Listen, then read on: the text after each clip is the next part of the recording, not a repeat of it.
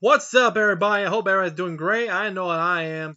So today I'm going to review the 2012 Hammer film, The Woman in Black, which was released in 2012 and it was a massive success. And this was the first film that Daniel Radcliffe played besides Harry Potter at the time. Which, I remember the time when that came out. Oh boy, this scared the shit out of people. Me, I just laughed. But before we begin, have you subscribed? Did you hit the bell? Did you like the video? If not, what are you waiting for? Are you waiting for somebody to make you kill yourself out of nowhere? By hitting the subscribe button and hitting the bell, you're safe for now. And let us begin the review, shall we? So, The One Black was based on the book by, hold it. The first thing is this.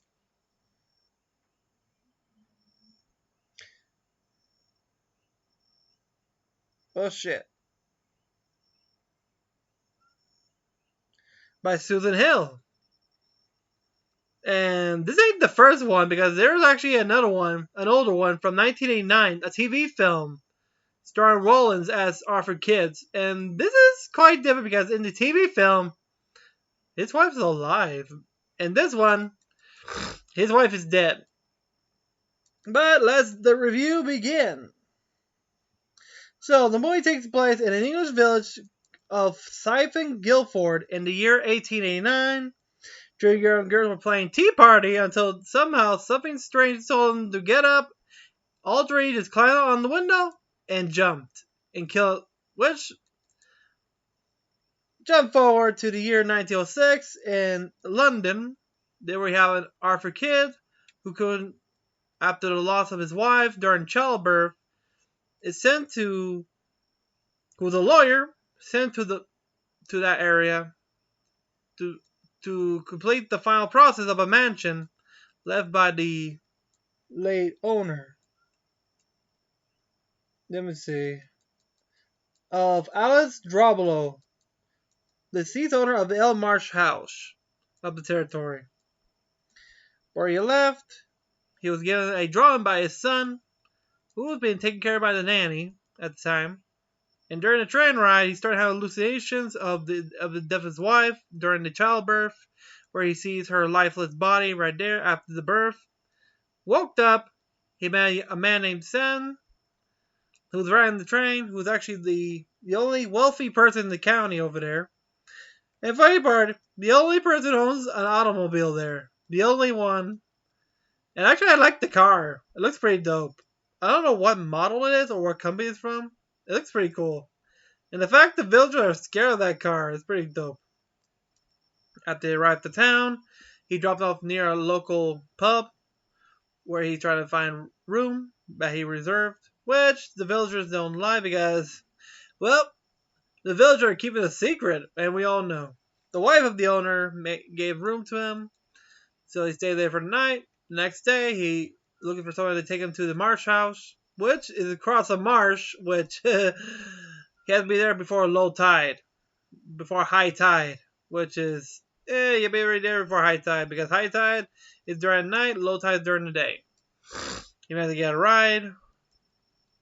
During the ride through the marsh, he knows a cross over there, which he didn't get it. He was dropped off near the entrance, which is, that's how far the driver would go. He walked all the way there, knows the graveyard, knows the mansion, walked right in, and as you know, sorry, I've been getting a headache lately, but I'll continue. But yeah, after that, he finds the office where he filled the documents belonging to the late owner, preparing some things, including a phonograph that he found, a recording, including letters written by who, until he noticed strange things. The fog rolls in, and he thought he heard what it looks, but it was a scream of a child and horses. He went outside, trying to find out what's going on. Nothing. After that, he went back to town. And oh boy,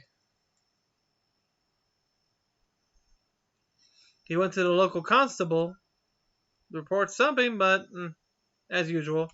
Meanwhile, while he was waiting, two children were carrying their sister, who she drank a toxic, what was the name? Of lye, which is a very toxic chemical. Starts to cough up blood and dies from it, which the townspeople blame Arthur, which I don't know why you blame him. Oh, you guys blame him because he's there. The next night, he visits Sam's residence and being introduced by his wife. Then, before dinner, the wife suggests she wants to introduce the children to Arthur, with Sam notice. She blind and brought them they're actually two, I don't know, they're corgis or chihuahuas, which because their son drowned at the beach years ago. Somehow, his wife started to grab a knife and start sketching something on the table before the husband injected her with some type of shot to calm her down. Arthur noticed the sketch that looks familiar to the drawing that his son did.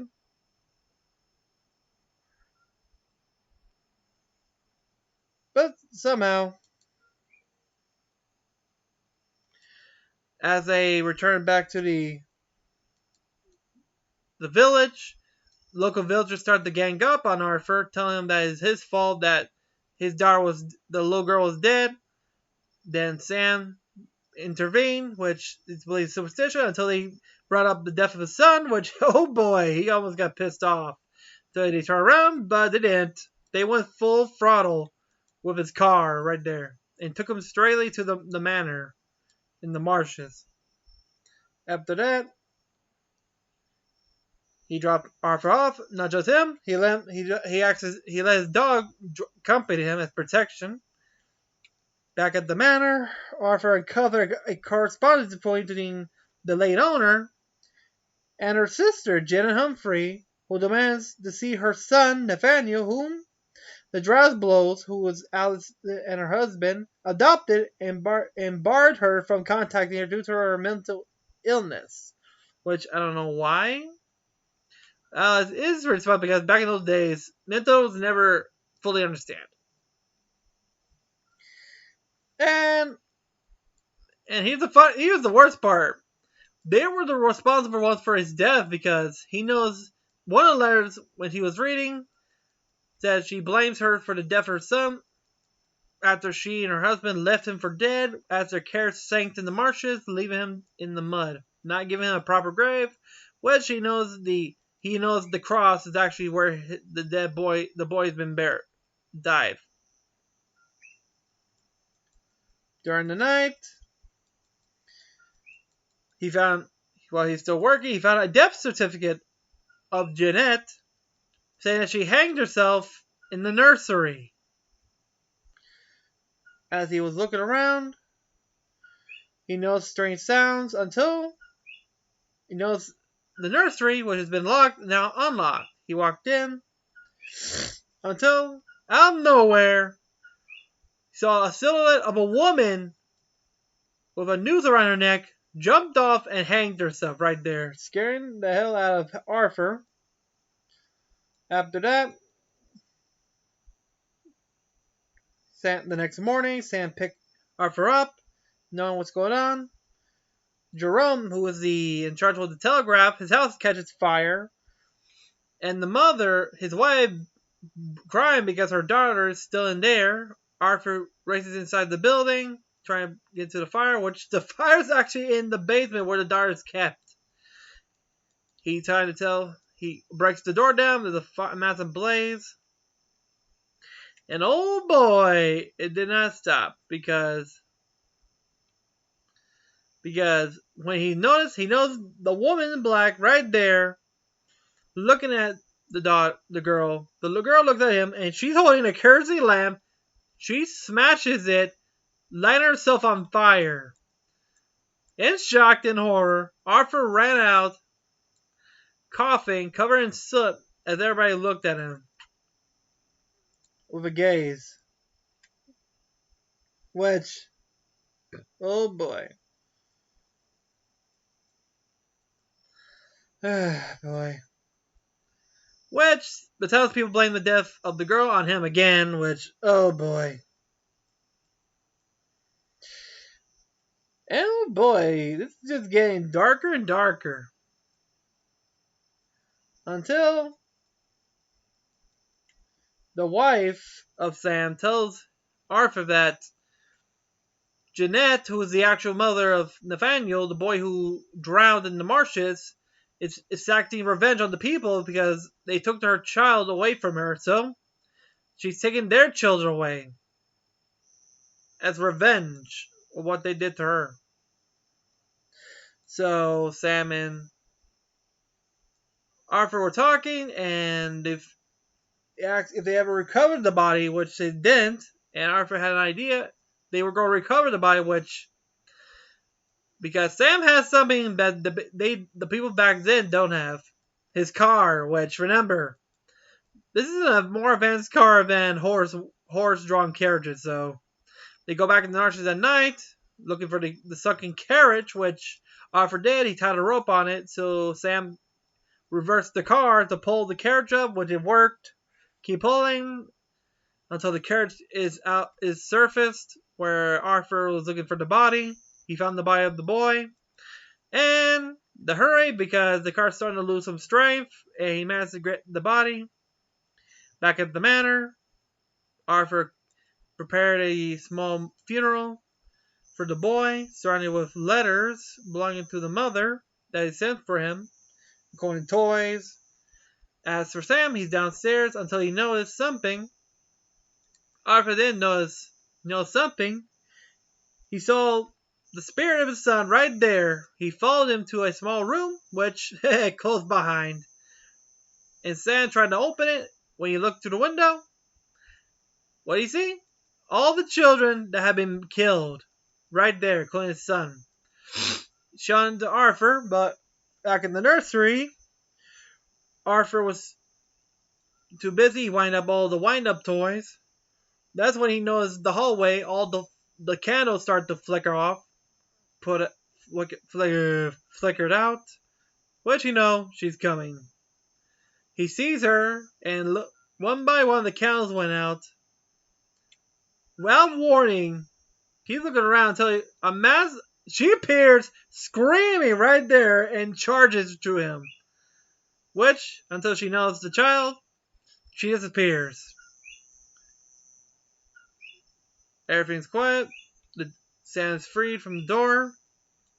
They went to the graveyard, located her grave, which is out there, opened her coffin, and placed her son's body next to hers and sealed it, making sure she's at peace. But she's not at peace. With her voice echoes, saying she will never forget, she will never forget. Back at the train station, Arthur's son arrives, Uncle the nanny, which he accidentally gets some tickets. Arthur thanks Sam for everything. But before that, his son turns around, and walks to the train tracks. Arthur notices and saw the woman black right there until he knows his son's right in the middle of the train tracks and a train's coming in. He jumps into the tracks, but it was too late. He and his son got both hit by the train. And Sam, horrified as the train passes by, sees all the children that had been killed, including the woman black right there screaming at him. After the train car passes, he looks to the ground in horror. They were both killed. Sam and his son opened their eyes, and when they opened, the whole place was empty. Nobody inside, not the nanny nor Sam. All was quiet. His son turned around and said, "Who's that lady?" When Arthur looked, he smiled and saying, "That's your mother." And right there, Arthur's wife right there waiting for them. Arthur embraces her, and she looked at her son. And all three of them walked to the light, right in the middle of the tracks, finally together. And we get to see, after that, we get to see the one black staring out of nowhere. Slowly, as we get closer to her, she looks straight at you, and the scene cuts in black. And that was the woman in black. It was a massive success, in which Hammer Film, if we all know it, never stops succeeding me because they know how to scare the shit out of people. And the one black was their best one, the first one. And to tell you the truth, I recommend it. Anybody who's a fan of Daniel Radcliffe, hey, I'd recommend it because this is a good film. A classic ghost story of revenge and return. But yeah, if you guys seen the movie when it was first released back in 2012, comment down below what was your experience when you first saw the film. That'll be awesome. And if you've never seen the film, I recommend it. You won't regret it. And yeah, there is a sequel which I didn't like because it's kind of it takes away from what the actual this first film was. I might do a review on the TV film, the first one from 1989, but I gotta do a little more information because this is a film that has rarely been heard of. But I feel it's been getting some popularity. But let me know what you think. If you've seen the film, give it a like to this video. If you've never seen the film, go see it because, hey, it's worth it. You might enjoy it. If you're new to the channel, hit the subscribe button, hit the like video. That'll be awesome. Until then, have a great day, everybody. See ya. But first, I'm going to kill this dinosaur. And boom! Dinosaur down. See you next time, people. See ya.